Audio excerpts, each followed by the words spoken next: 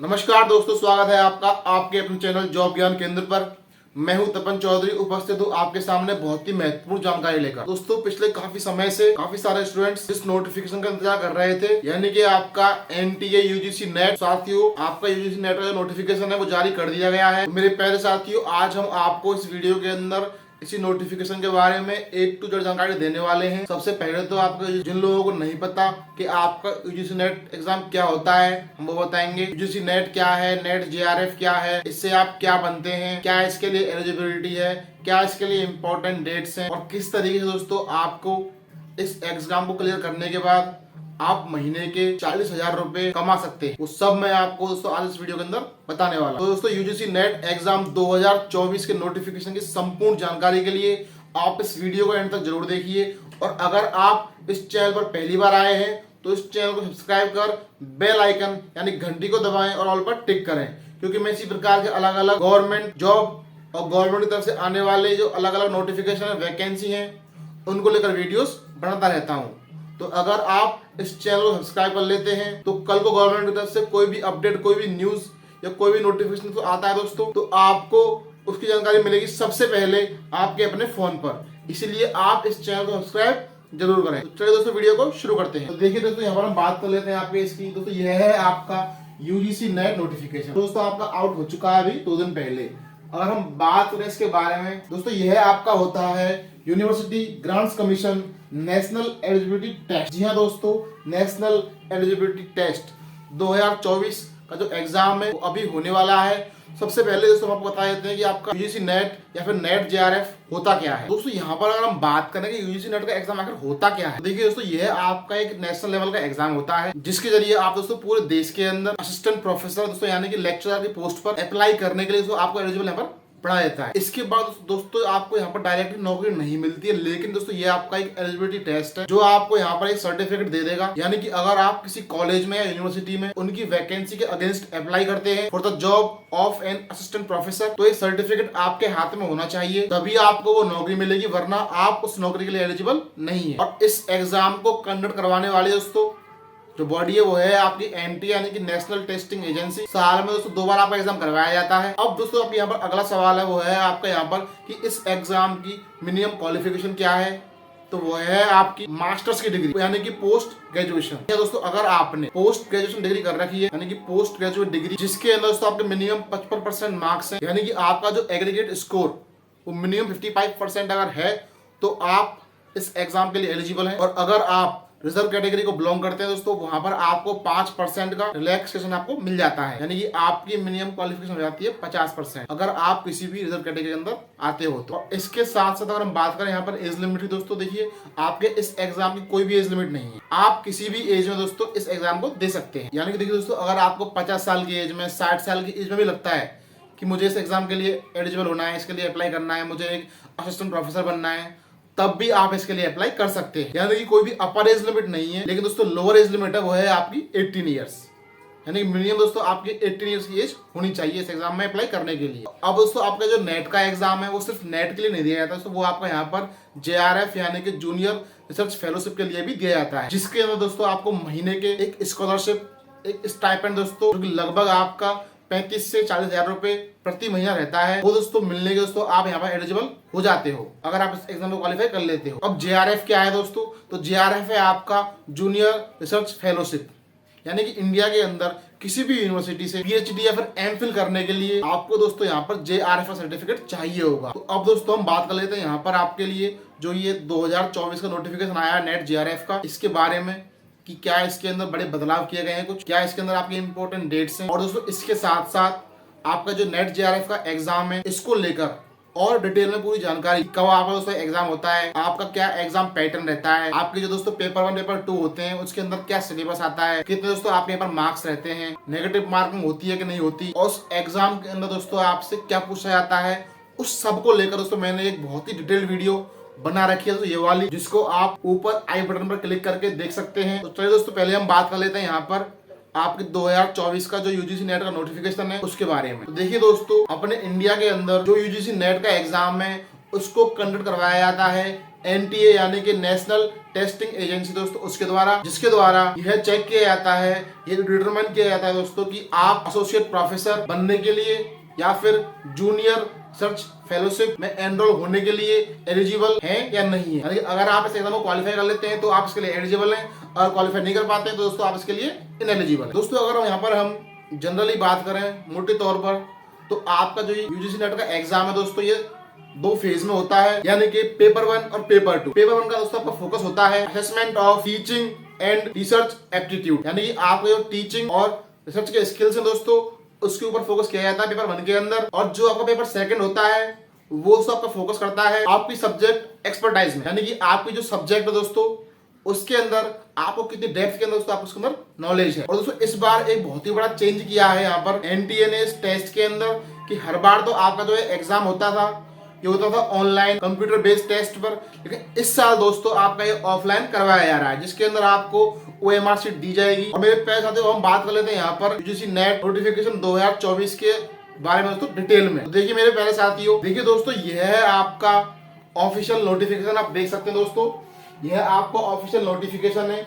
इसके अंदर हम बात करें यहाँ पर इंपॉर्टेंट डेट्स की, तो आपके जो फॉर्म भरना है वो शुरू होंगे दोस्तों 20 अप्रैल से, और 20 अप्रैल से लेकर दोस्तों देखिए यहाँ पर आप 20 अप्रैल से लेकर 10 मई 2024 तक आप इसके लिए फॉर्म दोस्तों भर सकते हैं। और इसके साथ साथ जो आपके एग्जाम की फीस है दोस्तों वो भरने के लिए आपको टाइम दिया जा रहा है यहाँ पर 11 मई तक, यानी कि 11 से लेकर 12 मई तक आप इसकी फीस भर सकते हैं। और इसके बाद में दोस्तों अगर फॉर्म भरने में कोई मिस्टेक हो जाती है तो उसको करेक्ट करने के लिए आपको 13 से लेकर 15 मई तक का टाइम दोस्तों दिया जा रहा है। और इसके साथ साथ जो आपके एग्जाम सेंटर है दोस्तों वो बाद में बताए जाएंगे, आपका एडमिट कार्ड कब आएंगे ये भी दोस्तों आपको बाद में बताया जाएगा यहाँ पर। और यहाँ पर दोस्तों आपके जो डेट ऑफ एग्जाम है उसके अंदर एक इंपॉर्टेंट चेंज देखने को मिला है। जो आपको दोस्तों पहले कैलेंडर जारी किया गया था उसके अकॉर्डिंग दोस्तों ये पेपर आपका 10 जून को होना था, लेकिन दोस्तों इस एग्जाम को 10 की बजाय दोस्तों यहाँ पर 16 जून को शिफ्ट कर दिया गया, यानी कि अब आपका जो एग्जाम है यूजीसी नेट का दोस्तों ये आपका 16 जून को करवाया जाएगा। और दोस्तों ऐसा होना भी था, क्योंकि दोस्तों देखिए आपका जो एग्जाम का नोटिफिकेशन है ये हमेशा हर साल दोस्तों इससे पहले ही आ जाता है, लेकिन इस बार दोस्तों आपका जो नोटिफिकेशन लेट हो चुका है तो दोस्तों ऑब्वियस था कि आपका जो एग्जाम की डेट है दोस्तों वो भी चेंज होनी थी। और दोस्तों इसके साथ साथ अगर हम यहाँ पर बात करें इस नोटिफिकेशन के लिए एग्जाम फीस की, इसके अंदर आपकी फीस कितनी लगने वाली है, तो देखिए दोस्तों अगर आप हैं जनरल या फिर अनरिजर्व कैटेगरी से तो आपके लगने वाले हैं यहाँ पर 11 से 50 रुपए। और अगर आप हैं जनरल ईडब्ल्यूएस या फिर OBC non creamy layer category से तो आपके यहाँ पर तो लगने वाले हैं 600 रुपए आवेदन शुल्क के रूप में। और अगर आप SC ST या पर्सन विद डिसेबिलिटी है या थर्ड जेंडर है तो आपके लगेंगे दोस्तों यहाँ पर 325 रुपए आवेदन शुल्क के रूप में। और दोस्तों इसके साथ साथ जो आपका इस बार का यूजीसी नेट एग्जाम 2024 है इसके अंदर 4 बहुत ही बड़े बदलाव किए गए हैं जो इस बार आपको देखने को मिल रहे हैं। अगर हम बात करें उनके बदलाव की दोस्तों वो आपको कुछ इस प्रकार से हैं। तो देखिए दोस्तों यहाँ पर सबसे मेजर और सबसे इंपॉर्टेंट बड़ा चेंज आया दोस्तों जो काफी सालों में देखने को मिला है वो है आपका एग्जाम का मोड। जी हाँ दोस्तों, अब तक आपका जो एग्जाम था वो ऑनलाइन करवाया जाता था कंप्यूटर बेस्ड टेस्ट, लेकिन तो इस बार बताया गया है कि आपका जो एग्जाम है वो लिखा हुआ है OMR बेस्ड ओनली, यानी कि आपका टेस्ट इस बार ऑफलाइन होगा OMR सीट के बेस पर, यानी कि आपको OMR सीट दी जाएगी और आपको उस एग्जाम ऑफलाइन देना होगा। जी हाँ दोस्तों, इस बार जो आपका एग्जाम है वो ऑफलाइन होगा, आपको OMR सीट मिलेगी और आपको या तो ब्लू पेन या ब्लैक बॉल पेन से दोस्तों ले जाना होगा, जिससे आपको जो आंसर्स हैं आपको उसको उनको सर्कल करना हो अपने आंसर को देने के लिए। अब अगर हम बात करें यहाँ पर आपका अगर एग्जाम ऑफलाइन हो रहा है तो उससे आपको क्या फायदा होगा, क्या नुकसान होगा, तो देखिए दोस्तों हर चीज के अपने फायदे भी है नुकसान भी है। अगर हम बात करें यहाँ पर फायदे, तो जब भी आप इस टेस्ट को देते हैं तो जहाँ पर दोस्तों देखिए जो आपका कॉम्प्रिहेंशन आता है उसके अंदर जो पैराग्राफ आता है जब आप उसको स्क्रीन पर पढ़ते हैं तो उसको दोस्तों आपको बार बार ऊपर नीचे आगे पीछे दोस्तों आपको उसको स्क्रॉल डाउन आप करना पड़ता है, इसमें कहीं ना कहीं आपको थोड़ी सी प्रॉब्लम तो आती ही है। तो वो दोस्तों आपकी ऑफलाइन में हट जाएगी, यानी कि आपके पास पेपर होगा पढ़ने के लिए तो आपको ऊपर नीचे स्क्रॉल नहीं करना पड़ेगा, आप उसको अच्छे से पढ़ पाएंगे। तो ये देखा तो आपके लिए छोटा सा फायदा ही है। और कई स्टूडेंट्स ऐसे होते हैं जिनको लगातार स्क्रीन पर देखने से दोस्तों आंखों में प्रॉब्लम होती है, ये एक इशू था दोस्तों काफी स्टूडेंट्स का, उन बच्चों को भी यहाँ पर राहत मिलेगी अगर एग्जाम ऑफलाइन होता है तो, जो कि होने वाला ही है। और यहाँ पर हम इसको इस तरीके से भी ले सकते हैं कि हो सकता है जो नेशनल टेस्टिंग एजेंसी दोस्तों वो एक एक्सपेरिमेंट कर रही हो एग्जाम के बेस पे कि ऑनलाइन ज्यादा सही है कि ऑफलाइन ज्यादा सही है। अगर इसके रिव्यूज सही आते हैं, अच्छे आते हैं तो आगे ऑफलाइन ही होगा, अगर नेगेटिव आते हैं तो आगे ऑनलाइन करवा दिया जाएगा। क्योंकि सेम दोस्तों हमको देखने को मिला था सीटेट के अंदर, क्योंकि देखिए दोस्तों जो आपका सीटेट है वो पहले ऑफलाइन हुआ करता था, फिर उसको ऑनलाइन किया और फिर उसको दोस्तों फिर से ऑफलाइन कर दिया गया। यानी वही चेक कर रहे हैं कि मतलब स्टूडेंट्स के लिए क्या सही रहता है। तो हो सकता है दोस्तों आपका जो एनटीए है, नेशनल टेस्टिंग एजेंसी, वो इस तरीके से कोई ना कोई एक्सपेरिमेंट कर रही हो स्टूडेंट्स या फिर खुद के ईज के लिए। ये दोस्तों आपका एक बहुत बड़ा बदलाव है यहाँ पर यूजीसी नेट 2024 के एग्जाम के अंदर, जिससे काफी बच्चे दोस्तों खुश होंगे, काफी यहाँ पर नहीं भी खुश होंगे, क्योंकि दोस्तों अपनी अलग अलग राय है, अपनी अलग अलग दोस्तों थिंकिंग। और दोस्तों उसके अलावा अगर हम बात करें यहाँ पर अगले मेजर चेंज की, तो वो आपका देखने को मिल रहा है यहाँ पर एलिजिबिलिटी के अंदर। यानी कि आपकी जो एलिजिबिलिटी थी 4 ईयर इंटीग्रेटेड कोर्स की दोस्तों, उसके अंदर आप यहाँ पे चेंज किया गया है दोस्तों। वो चेंज है आपका the candidates having pass 4 year या फिर 8 semester bachelors degree program should have a minimum of 75% marks in aggregate और equivalent grade on a point scale. यानी कि दोस्तों इन लोगों को भी अलाउ किया गया है यहाँ पर इस बार एग्जाम में बैठने के लिए, एग्जाम देने के लिए। और उसके अलावा दोस्तों एक और इम्पोर्टेंट चीज यहाँ पर देखने को मिली है, वो आपकी यह है, जो भी 4 ईयर या फिर 8 सेमेस्टर के बैचलर डिग्री प्रोग्राम वाले बच्चे हैं जो यहाँ पर अपीयर होंगे, वो इस टेस्ट के लिए अप्लाई तो कर सकते हैं, लेकिन दोस्तों उनकी जो भी एलिजिबिलिटी होगी वो क्या होगी आप देख सकते हैं स्क्रीन पर। Considered for the award of JRF और एडमिशन टू पीएचडी, यानी कि उनको असिस्टेंट प्रोफेसर के लिए क्वालिफाई नहीं किया जाएगा। यानी दोस्तों ये सिर्फ और सिर्फ पीएचडी ही परस्यू कर सकते हैं और जेआरएफ ले सकते हैं, कर सकते हैं, लेकिन ये असिस्टेंट प्रोफेसर के लिए दोस्तों एलिजिबल नहीं होंगे। ऐसा जो है दोस्तों इसके अंदर लिखा हुआ है। और दोस्तों इसके साथ जो आपका पॉइंट नंबर जे है आप उसको देख सकते हैं,